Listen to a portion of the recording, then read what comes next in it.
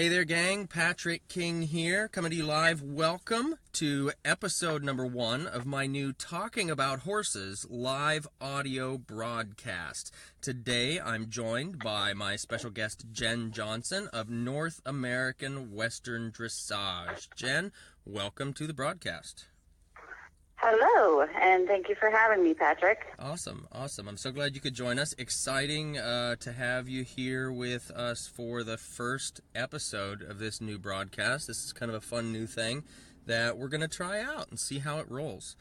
So let's start out. Can you tell me and tell everybody listening a little bit about yourself and your horsemanship journey? Sure. Well, I've been into horses all my life. I started when I was a baby. You know, me and my sister Greta would play with the plastic horses and play that we were horses galloping out in the field, and anything and everything, you name it, we did it. And we were pretty much obsessed. At the age of 10, my dad finally broke down and, knowing nothing about horses, went out and found one that was pretty cheap, and he was a 3-year-old stud colt. He was not kind of green broke. He was a Shetland Arab cross, and he was really mean. He bucked and bit and kicked and did everything that you don't want a horse to do.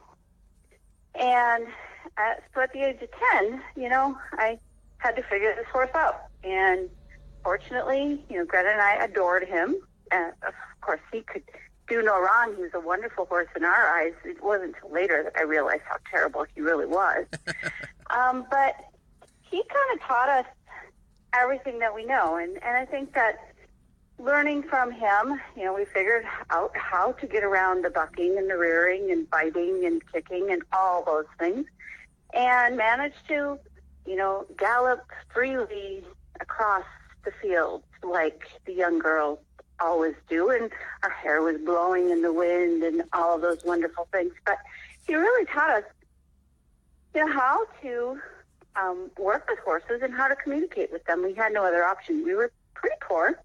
We grew up on a 100-acre farm in northern Minnesota. Didn't have a horse trailer. I remember, this was a long time ago, so we didn't wear seat belts and all of those things. And my dad used to put the used motor oil on the horse to keep the bugs away. And I don't know if I should really be saying this, because I'll probably be on the internet tomorrow as a horse abuser because I allowed my dad to do this at 10. I can just see it happening now. You can too, Patrick, right? Yeah. They're gonna be all over us about this. I know, and we didn't wear seatbelts, like I say. So I think that's a bigger deal, right? Yeah, absolutely. Safety third. So we grew up without access to trainers, without access to anything but just a girl and her horse. That's all we were. Went off to college, kind of got out of horses for a while, had a baby, and when Kaya was 5, decided I needed to get back in and give my daughter the same sort of life that I had grown up with.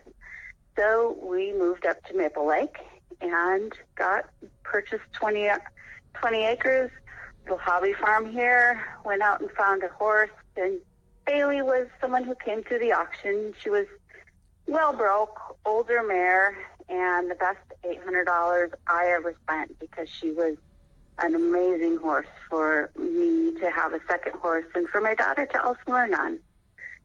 So at the age of 35, I finally went out and had my first official lesson, and had not had a lesson or worked with a trainer in my life, and began to discover that there was a whole new world, a world of showing and choosing a discipline and all of these things that I had never felt that horsemanship was about. It had never been a part of our lives, but now it was. So I began to think about, well, where do I fit?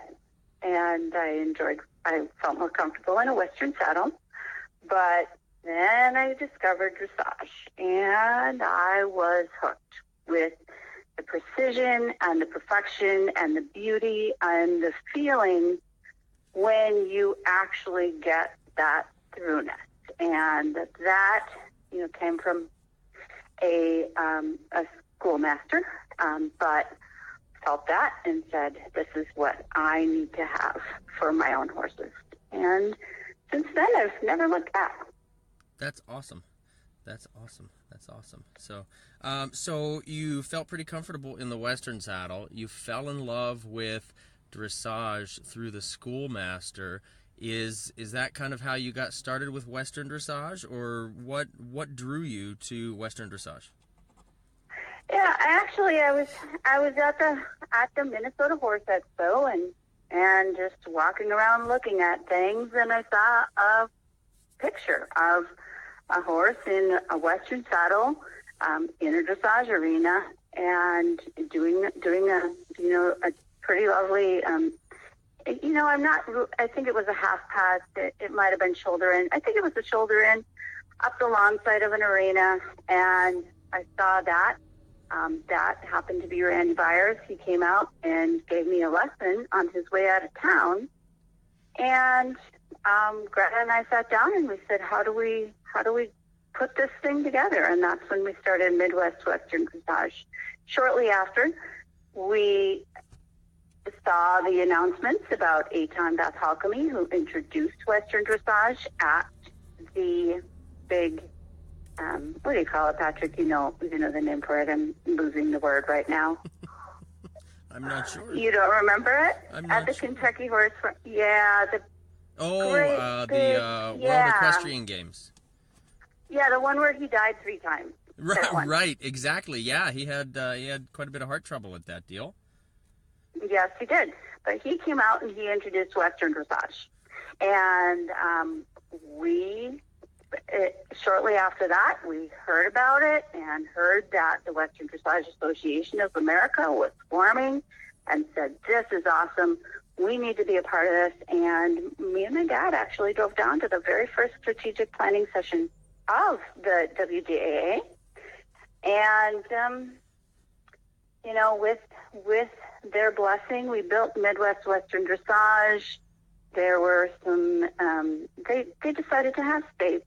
We were a region. We didn't fit in their program. And eventually, our philosophy grew so big that we decided to go national with NAWD. And yes, we do call ourselves NAWD.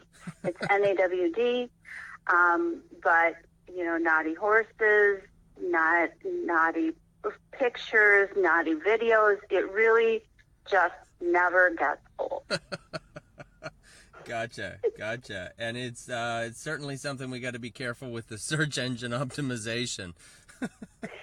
Well, when you spell it with an NAWDY, it's really kind of fine. Yes, gotcha. Okay, awesome. So, so that's how you got started with North American Western Dressage. What's the main goal or the main focus of North American Western Dressage? Really, it's to help bring more people into learning that dressage is the foundation for everything that we do with our horses.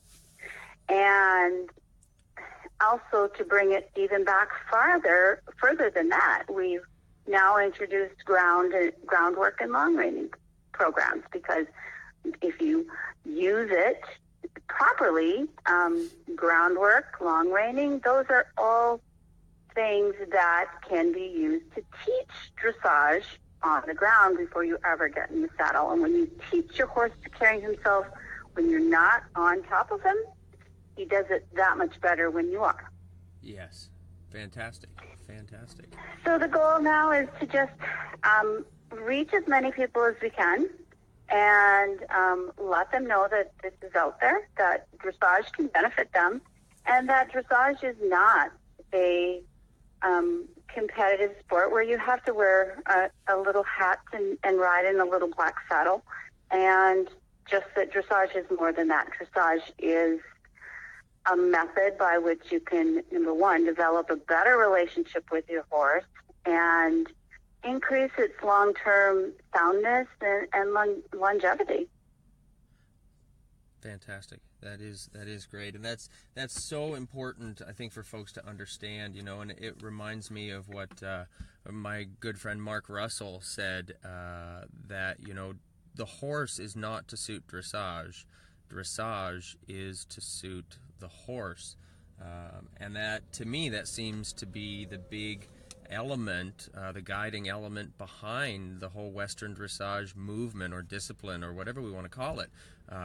It's about how it fits for every horse, Yes, I absolutely agree. It's interesting. I had someone approach me on Facebook today, just the other day, asking, she put up a picture of her warm blood, and I think it was an Oldenburg, and said, people tell me that I can't be successful with this horse in Western dressage, and or ranch horse for that matter. And there was a pretty good conversation, and lots of people chimed in to say, no, absolutely not. That's not what it's about. And it was just nice to see so many people chiming in. So we're making progress. People are starting to realize that dressage is far more than what we see at the Olympics, what we see in modern dressage, that dressage doesn't need to be defined as a discipline really at all. Dressage is a method and a tool that we can use. I like that idea. A method, the tools that we use, kind of the guiding principles. I like that idea a lot. Awesome. So I guess that's kind of a great little segue into this idea of virtual shows. And I know that your organization, North American Western Dressage, has been having a lot of fun and a lot of success with the idea of these virtual shows. How do those work? What's that all about?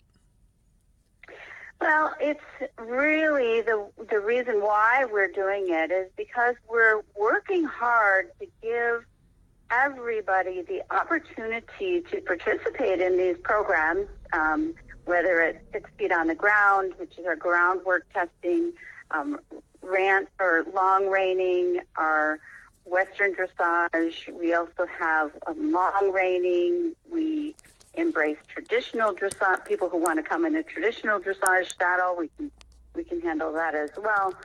And we have a trail program, and all of these things, we have the foundation of them is dressage and the classical training scale, which, if you know anything about dressage, you've heard of the classical training scale, the rhythm, relaxation, suppleness, and onward and upward to collection. But we have a premise that, we have all of these different things, but we judge them all by that classical scale, and that comes back to dressage.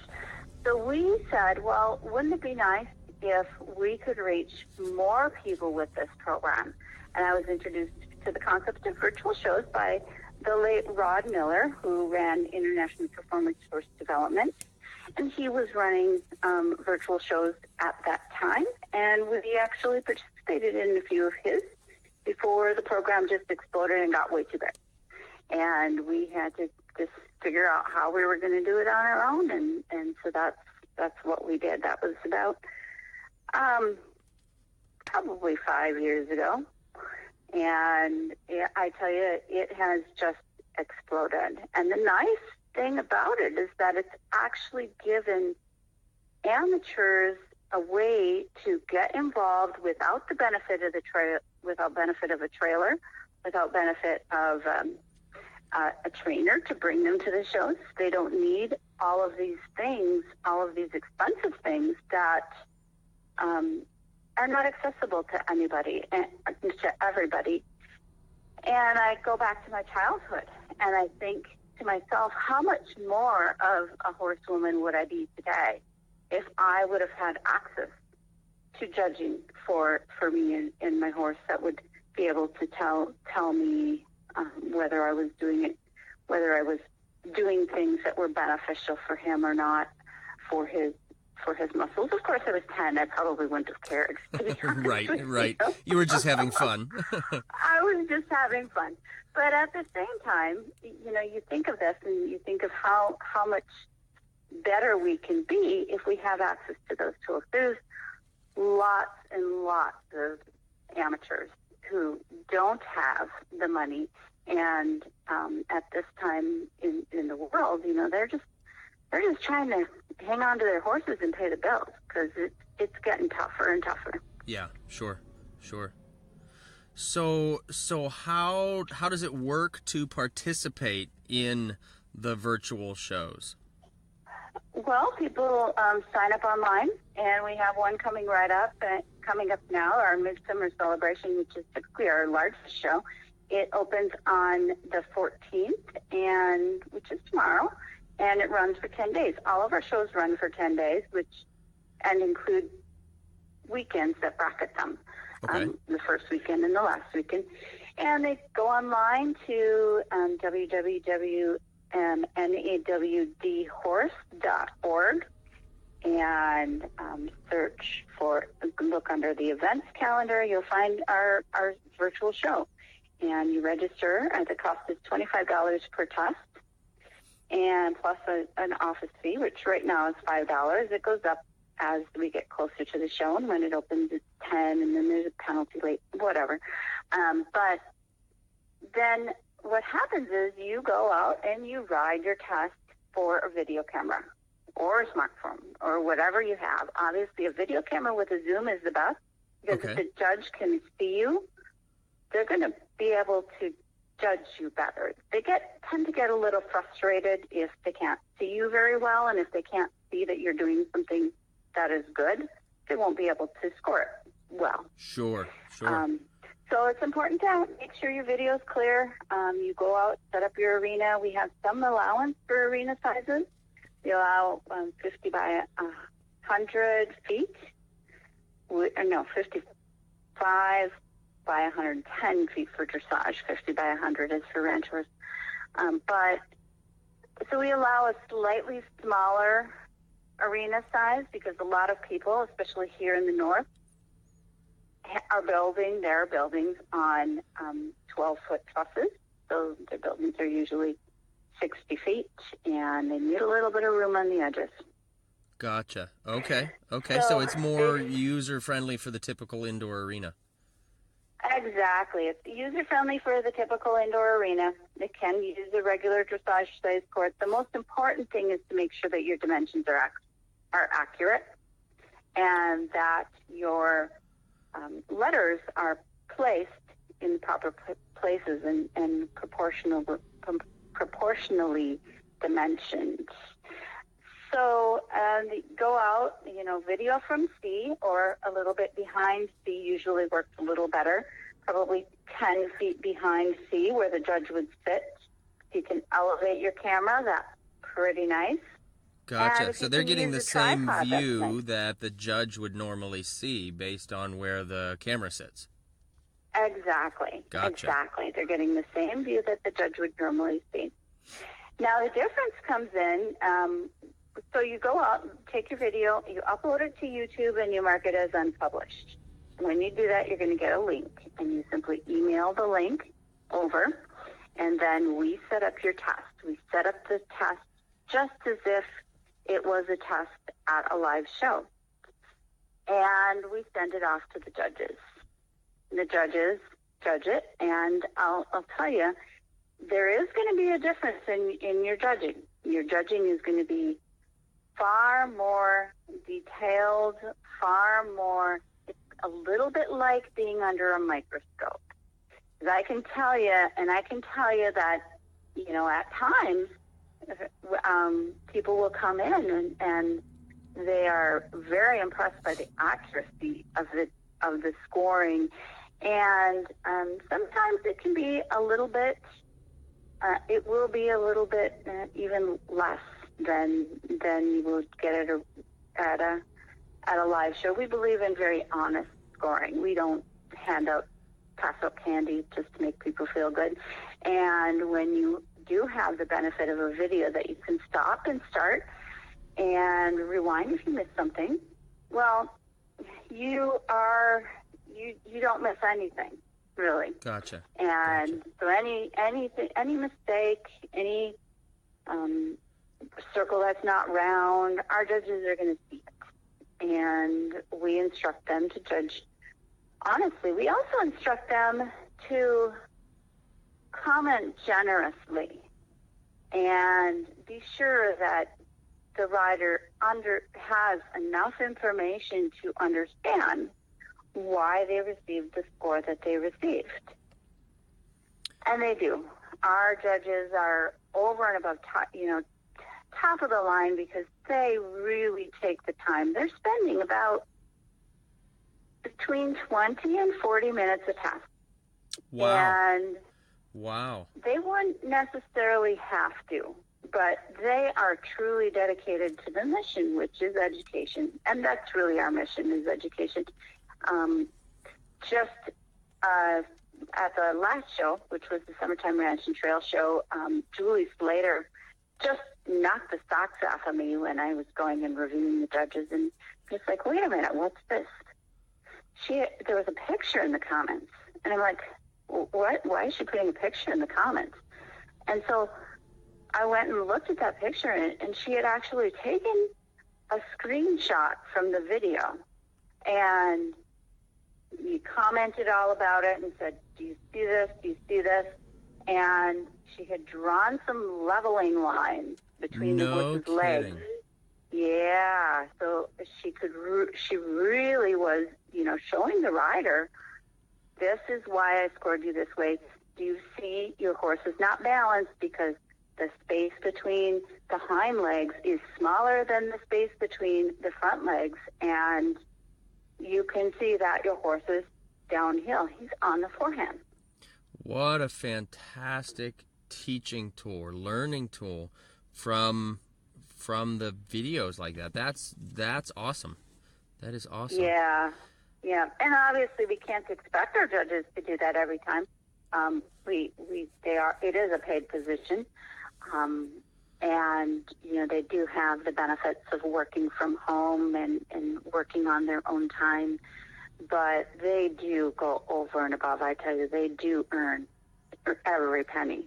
That's awesome. And it really is amazing. Well, and, not to put any pressure on them or anything, but, we did just publicly announce to the world that Julie did a rock star job putting that photo up there. So, anything without a photo might just seem subpar now that the world knows she did that. Oh, no, I have to assure them that that's not ever going to be an expectation. Good. Well, that's a really neat idea that she had to do that. And I think, thinking about it as we chat, I know I've had students that'll go to a show and they'll say, I thought I had a great ride. The judge must not have liked me. Or, my horse wasn't going maybe as well as I had hoped or as well as I thought he did. Either they think their scores should have been better, or maybe the opposite. They didn't think it was as good as it was, and they think their scores should have been less. So having the video like that is a tremendous way that they can look back, and I would imagine you probably have riders keeping their videos so that they can review their progress throughout the year. Absolutely. When people sign up for our virtual shows, they get their own private vault, which their vault holds all of their test scores and all of their test sheets for the year. So when they sign up, we give them the test sheet, and it goes into their vault, and then they can actually look at their test and review their video, watch it again, and really analyze what the judge saw. And, this really is a great educational tool for the rider. And there is no more, well, the judge didn't like me, because it's right there. Watch it. Are the judge's comments accurate? Unfortunately, the number system in dressage is somewhat subjective. But that's something that, we are dealing with.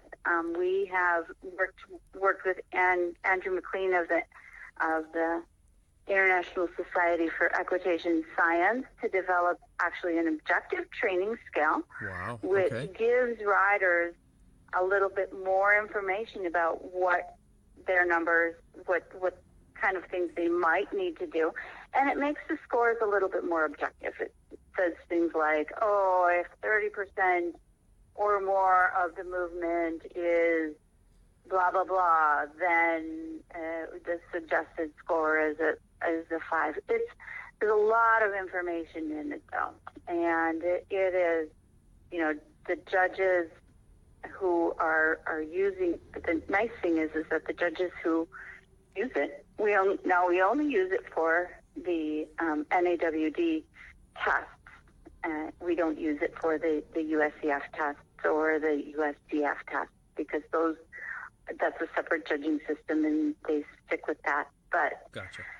When we're judging naughty tests, we use this objective scoring system, and what it really does is it gives a lot of information to the riders on, what the score is and what do you need to do to get the next score up. That's awesome. Wow. Well, what a great opportunity for anybody to get that feedback, whether they're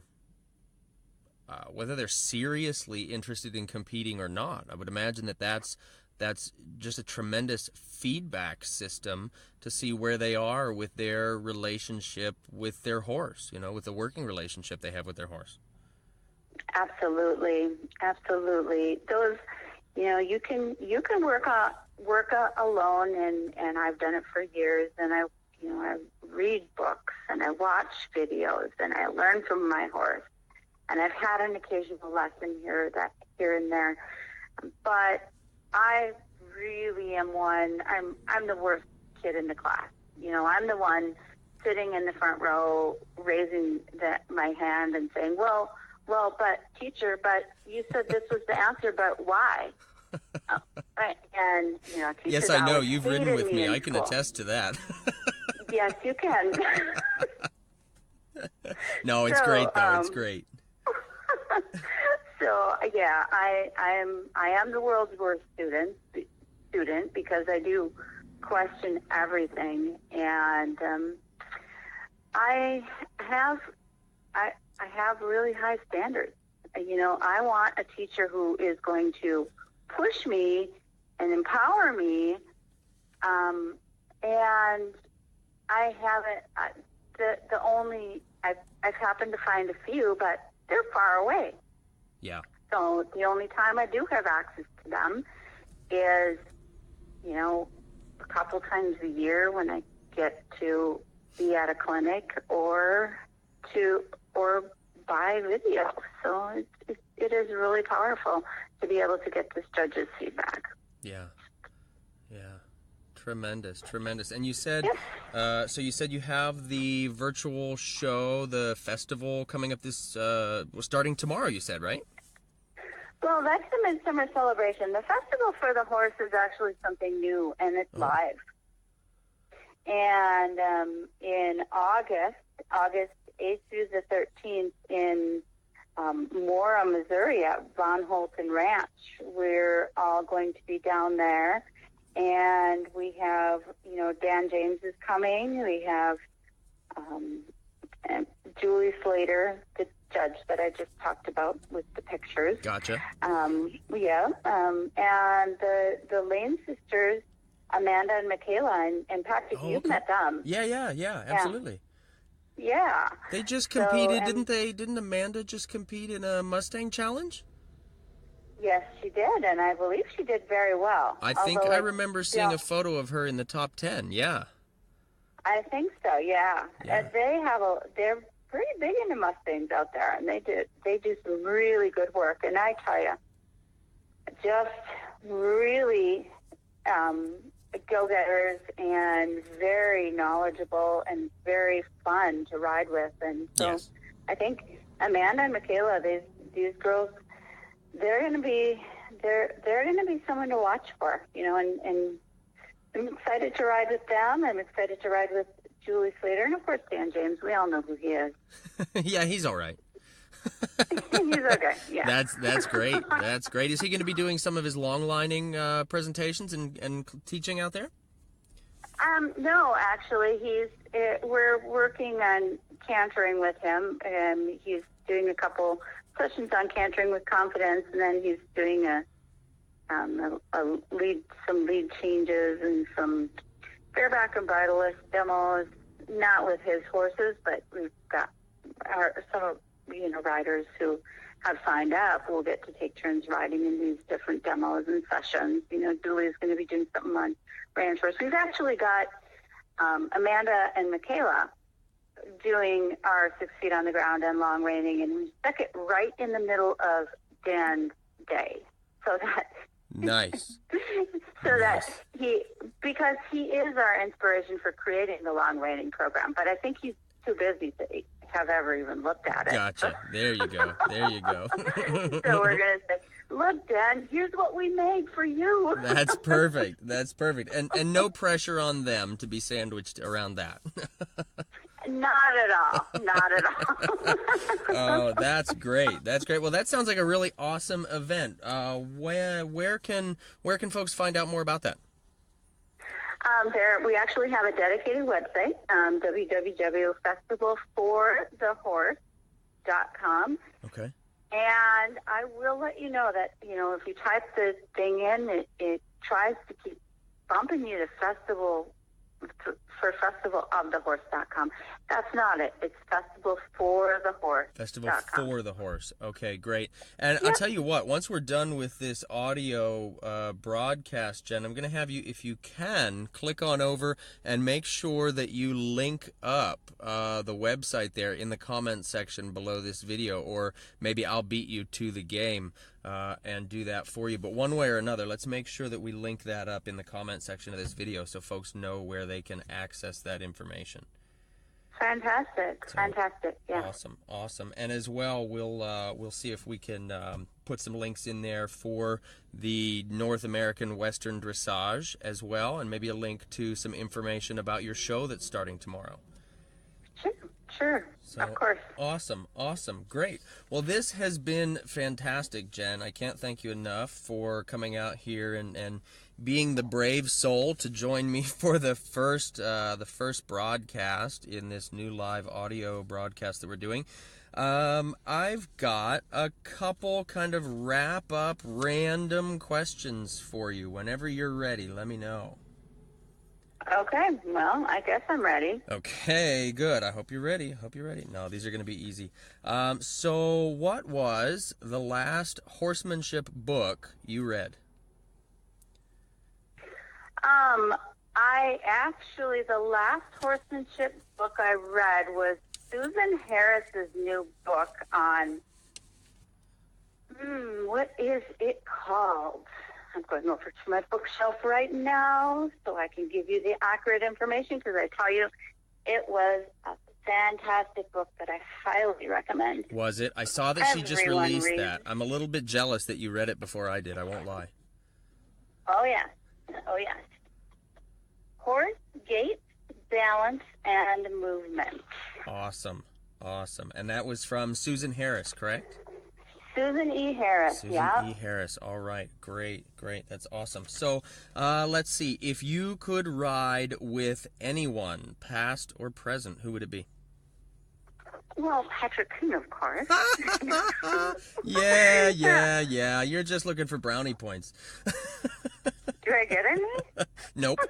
Oh, you're so mean. Who would I ride with?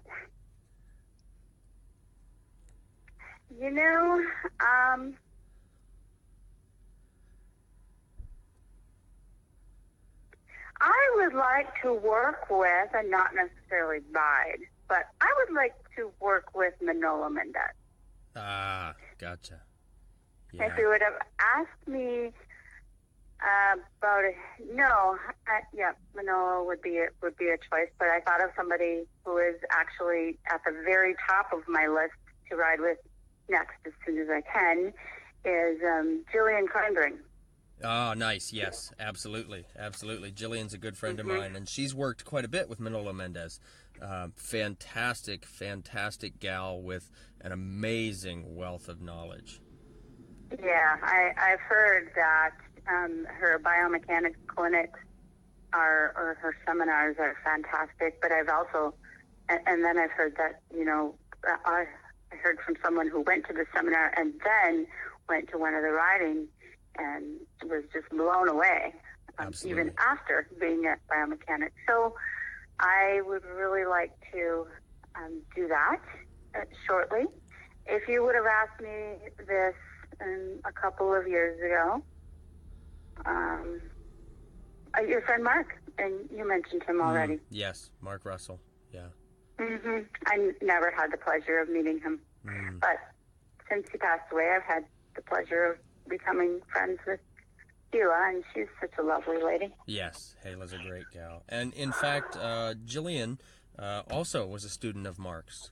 So a lot of Mark's wisdom has been passed around and spread around, and it's recirculating and growing as well. So it's good to see that. Okay, so what's the name of your current riding horse? Bookham Dano is my current riding horse, and he is a Frisian Spanish Mustang cross, and he's a loud black and white paint with two blue eyes, and he's a real character. You've ridden him, Patrick. Yes, he is. He is absolutely a character. Absolutely a character. Bookham Dano. Okay, so everybody's horse, everybody's dog, everybody's significant other seems to have a corny nickname. What's your horse's corny nickname? It's not really corny. I guess I can call him. I'll call him Danny Boy from time to time, but that's not really strange at all. No, that's good. That's a good one. That's a good one. All right. So now, Jen, I don't know if you've caught any of the broadcasts or any of the videos that I've done in the past, but at the end of every video, I ask a question of the day, of the audience, of everybody who's watching or tuning in. And this broadcast is going to be no different. And since you are our special guest, you're the one who gets stuck with, you get lucky enough that you can ask the question of the day for everyone who is tuning in. So let us know. What's the question of the day?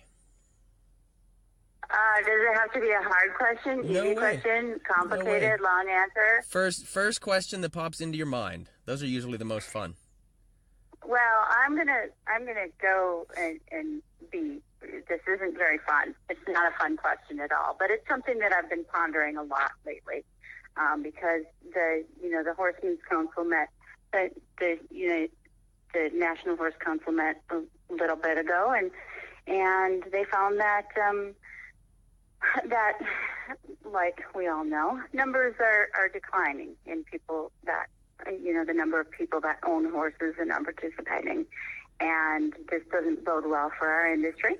And so my question of the day is, what do you think can be done to help this situation? I know that suggestions have been made that are like,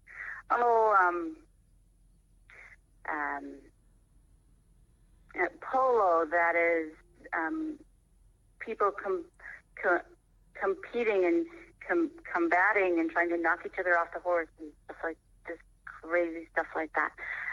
But what do you think can be done to bring more people into horses? What is your best suggestion? And sorry, Patrick, it's not fun at all. But that's okay. That's a about. Fantastic question. That might be the deepest question that I've had asked in any of these broadcasts. Yeah, that's an awesome one, gang out there listening, tuning into this broadcast. What do you think can or should be done to help increase the number of folks involved with horses? Go ahead and leave your answers in the comment section below this video. I'm sure Jen is going to be checking in. I know I'm going to be checking in. I'm really looking forward to seeing your answers on that question. So Jen, if I could have you keep hanging on the line here for me, once I finish this broadcast, we can chat a little bit more. I know you've got a meeting that you need to head to as well, but thank you so much for, like I said, for being here, being our first guest on episode number 1 of our new Talking About Horses live audio broadcast.